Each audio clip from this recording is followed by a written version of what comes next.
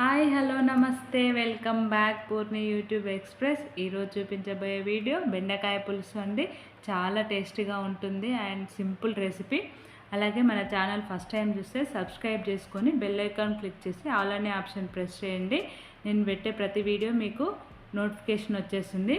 అలాగే మన ఛానల్లో ఓన్లీ కుకింగ్ వీడియోసే కాదు, అన్ని ఇంట్రెస్టింగ్ వీడియోస్ ఉన్నాయి, ఒకసారి చెక్అవుట్ చేయండి. సో ప్రాసెస్లోకి వెళ్తే నేను ఇక్కడ 200 గ్రాముల బెండకాయలను తీసుకున్నాను. ఇవి పెద్ద సైజు ముక్కలుగా కట్ చేసి తీసుకోండి. మీకు పెద్ద సైజు నచ్చకుంటే చిన్న ముక్కలుగానైనా కట్ చేసి తీసుకోండి. ఇలా కట్ చేసి పక్కకు పెట్టుకోండి. దాని తర్వాత ఒక చిన్న నిమ్మకాయ సైజు అంత చింతపండుని ఒక బౌల్లో పెట్టుకొని దాన్ని వాటర్ యాడ్ చేసుకొని నానబెట్టుకొని పక్కకు పెట్టుకోండి. తర్వాత ఒక పెద్ద ఉల్లిగడ్డను చిన్న చిన్న ముక్కలుగా కట్ చేసి పెట్టుకోండి. అలాగే 2 చిన్న సైజు టమాటోలను కూడా చిన్న చిన్న ముక్కలుగా కట్ చేసి పెట్టుకోండి. చూడండి, నేను ఉల్లిగడ్డ ముక్కల్ని చిన్న చిన్న ముక్కలుగా కట్ చేసి పెట్టుకున్నాను. అలాగే టమాటా ముక్కల్ని కూడా చిన్న సైజు ముక్కలుగా కట్ చేసి పెట్టుకున్నాను.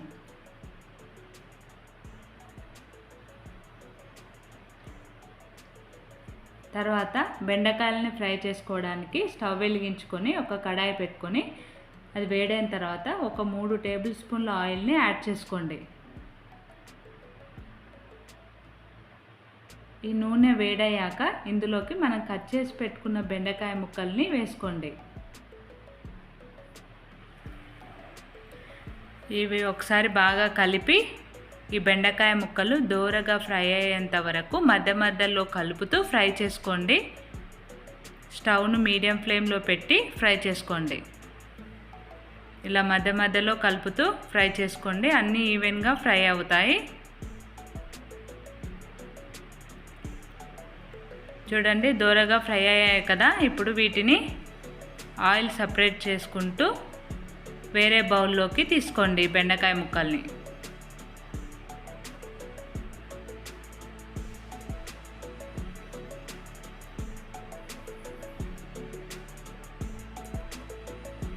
ఇలా మొత్తం బెండకాయ ముక్కల్ని వేరే బౌల్లోకి తీసుకోండి.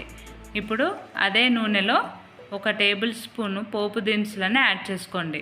అలాగే కొద్దిగా కరివేపాకు, ఒక 2-3 ఎండుమిర్చిని వేసుకొని 1 నిమిషం ఫ్రై చేసుకోండి వీటిని.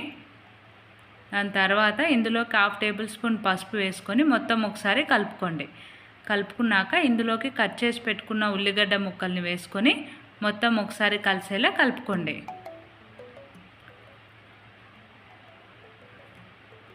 ఈ ఉల్లిగడ్డ ముక్కలు సాఫ్ట్ అయ్యేంత వరకు మగ్గించుకోండి. ఇలా మధ్య మధ్యలో కలుపుతూ ఉల్లిగడ్డ ముక్కలు బాగా ఫ్రై అవ్వాలి. చూడండి, మంచిగా ఫ్రై అయ్యాయి కదా. ఇప్పుడు ఇందులోకి మనం కట్ చేసి పెట్టుకున్న టమాటా ముక్కల్ని కూడా వేసుకోండి. ఇవి కూడా బాగా కలిపి టమాటా ముక్కలు సాఫ్ట్గా అయ్యేంత వరకు వీటిని కూడా ఫ్రై చేసుకోండి.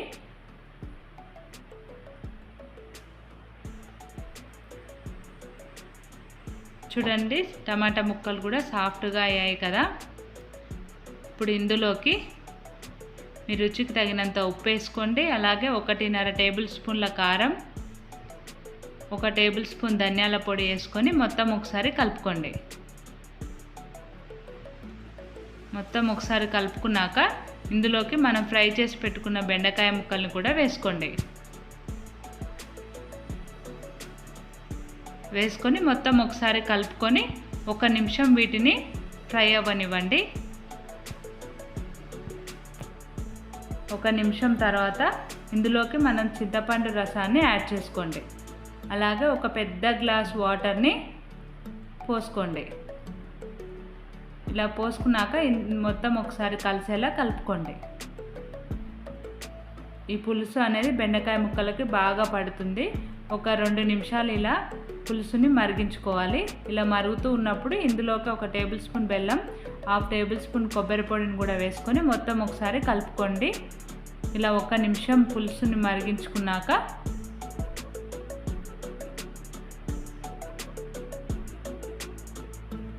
ఇలా 1 నిమిషం మరిగించుకోండి. ఇలా మరిగించుకున్నాక ఇందులోకి మనం 1 టేబుల్ స్పూను శనగపిండిని వేసుకొని ఇందులో కొద్దిగా వాటర్ పోసుకొని ఉండలు లేకుండా బాగా కలుపుకోండి. ఇలా ఉండలు లేకుండా కలుపుకున్నాక దీనిని మన బెండకాయ పులుసులోకి పోసుకోండి.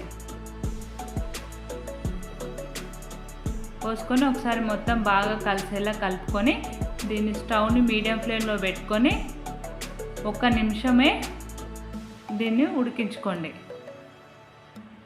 మూత పెట్టుకొని 1 నిమిషం దీన్ని ఉడికించుకోండి. చూడండి, 1 నిమిషం తర్వాత బెండకాయ పులుసు రెడీ అయిపోయింది. స్టవ్ ఆఫ్ చేసుకోండి. అంతేనండి, సింపుల్గా చేసుకునే బెండకాయ పులుసు రెడీ అయిపోతుంది. చాలా సింపుల్ అండి. ఒకసారి ట్రై చేసి ఎలా వచ్చిందో చెప్పండి. అలాగే మన వీడియో ఫస్ట్ టైం చూస్తే సబ్స్క్రైబ్ చేసుకోండి.